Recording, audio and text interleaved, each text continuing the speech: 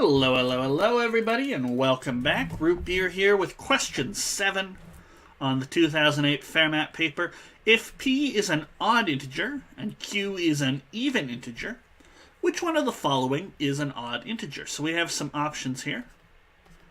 And to be able to do this question quickly, just taking a look at these, you need to sort of understand, well, what happens when I have an odd integer, say, multiplied by an even integer? Or what happens when you have 4 times an odd integer? Well, that's even. And then if we add on another even integer, well, that's even. So if you are comfortable with that knowledge, odd plus odd is even, an odd times an odd is an odd, you can actually look at these possibilities and run through the question very quickly.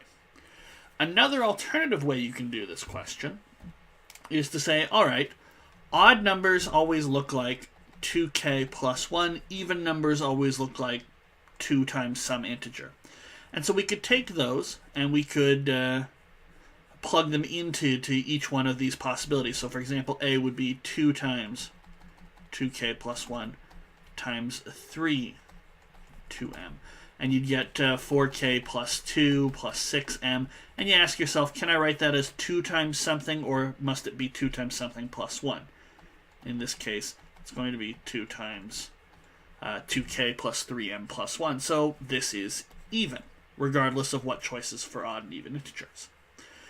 Another way you can do this question, you would do that for all 5 of them, and only one of them could be written as 2 times something plus 1.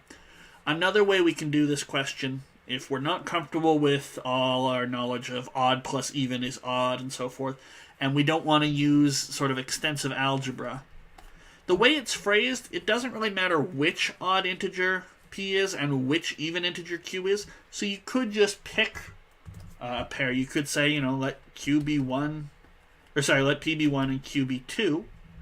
And then what is a?